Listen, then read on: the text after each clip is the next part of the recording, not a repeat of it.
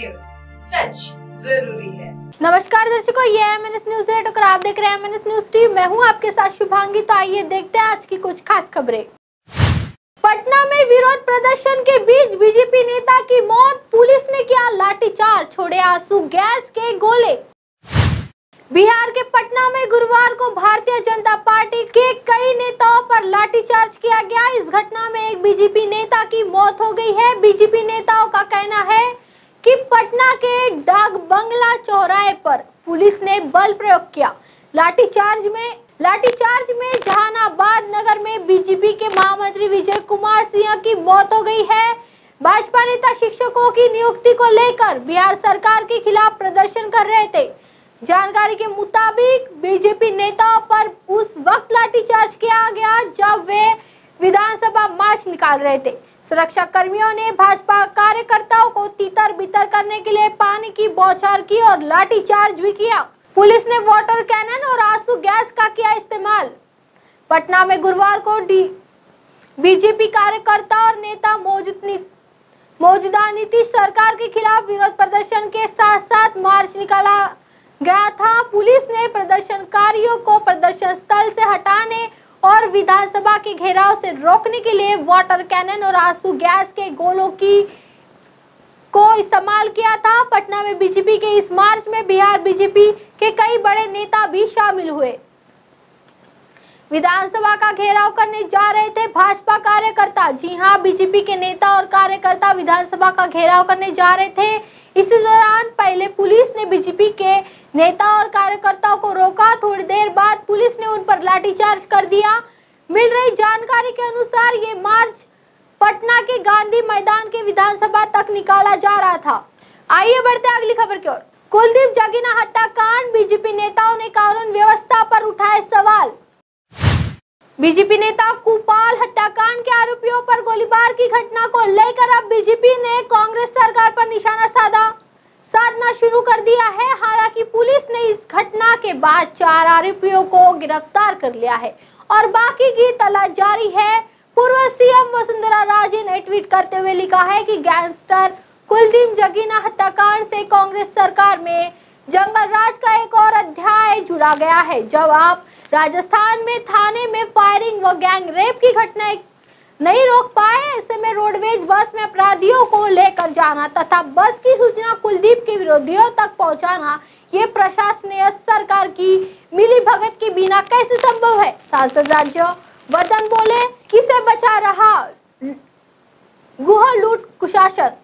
वही जयपुर ग्रामीण सांसद कर्नल राज्यवर्धन सिंह राठौर ने वीडियो शेयर करते हुए लिखा कि भ्रष्ट राज की कुख्यात कांग्रेस सरकार कितनी डरपोक है। इसका अंदाज इस घटना से लगा सकते हैं कि भाजपा नेता के मर्डर में शामिल आरोपी की पुलिस कस्टडी में हत्या कर दी जाती है। आखिर क्या राज था जो बाहर नहीं आने दिया गया?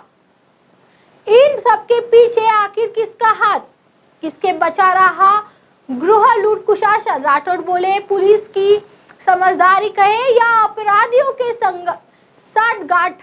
नेता प्रतिपक्ष राजेंद्र राठौड़ ने कहा कि राज्यसभा में अपराधियों द्वारा कानून व्यवस्था को ताक पर रखकर किसी कदर अराजकता का वातावरण बनाया जा रहा है। भरतपुर की घटना इसका जीता जागता उदाहरण है। प्रदेश में गैंगस्टर इस कदर बेखौफ है कि भरतपुर में कृपाल जगीना हत्याकांड के अपराधियों को कोर्ट में पेशी के लिए रोडवेज बस में ले जा रही पुलिस की मौजूदगी में आरोपियों की गोली से भूनकर हत्या कर दी गई और पुलिस प्रशासन मजबूरन बेबस व लाचार होकर देखता रहा। आइए बढ़ते अगली खबर की ओर। नरोत्तम मिश्रा का कांग्रेस पर हमला, पर्चियों पर नौकरी देने वाले उठा रहे पटवारी परीक्षा पर सवाल। मध्य प्रदेश में इन दिनों पटवारी चयन परीक्षा को लेकर जमकर सियासत चल रही है। प्रदेश में अगले कुछ महीने में होने वाली विधानसभा चुनाव को देखते ही कांग्रेस पटवारी परीक्षा में गड़बड़ी का आरोप लगाकर इसे व्यापक घोटाला 3 बता रही है। जी हां, डॉक्टर नरोत्तम मिश्रा ने कांग्रेस के सवालों का खंडन करते हुए कहा कि कमलनाथ जी, दिग्विजय जी और अरुण यादव जी सवाल इसलिए उठा रहे हैं क्योंकि कांग्रेस के अशोकनगर का कांग्रेस प्रवक्ता परीक्षा में फेल हो गया, इसलिए तथ्यन को तर्क बनाकर पटवारी चयन परीक्षा में सवाल खड़े किए जा रहे हैं। उन्होंने कहा कि अपने शासनकाल में पर्ची पर नौकरी देने वाली कांग्रेस आज विश्व की आधुनिकतम चयन परीक्षा प्रणाली पर सवाल उठा रही है। उन्होंने कहा कि कांग्रेस सीरीज में झूठ बोलकर युवाओं का हौसला तोड़ रही है। गृह मंत्री ने कहा कि कांग्रेस का झूठ नंबर 1 है। यह एक ही सेंटर से सभी 7 टॉपर्स पर हुए हैं। टॉपर्स पास हुए हैं, लेकिन सच यह है कि इन टॉपर्स ने अलग अलग शिफ्ट में परीक्षा दी है। किसी ने एक साथ और किसी ने एक ही शिफ्ट में परीक्षा नहीं दी। एक एक सवाल और एक एक जवाब का क्लिप रिकॉर्ड में होती है। उसका रिकॉर्ड हमारे पास उपलब्ध है, लेकिन कांग्रेस लिखित में क्यों नहीं मांग रही है? उन्होंने कहा कि अगर लिखित में जवाब मांगेगी तो उनका झूठ सामने आ जाएगा। कांग्रेस द्वारा परीक्षार्थियों के हिंदी में सवाल उठाने के बाद आरोप में गृह मंत्री डॉक्टर मिश्रा ने कहा कि कितना शर्मनाक है कि इस देश में हिंदी में हस्ताक्षर करने पर कांग्रेस सवाल उठा रही है। मध्य प्रदेश में मेडिकल और इंजीनियरिंग की पढ़ाई हिंदी में होने लगी है। अगर यहाँ हिंदी में हस्ताक्षर नहीं होंगे तो क्या इटालियन में होंगे?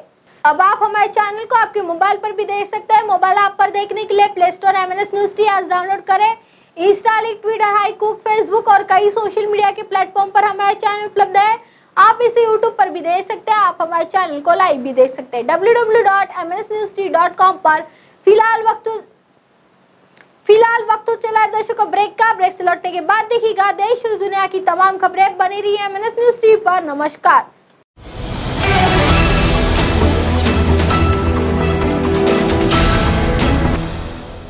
ये है MNS न्यूज नेटवर्क और आप देख रहे हैं MNS न्यूज।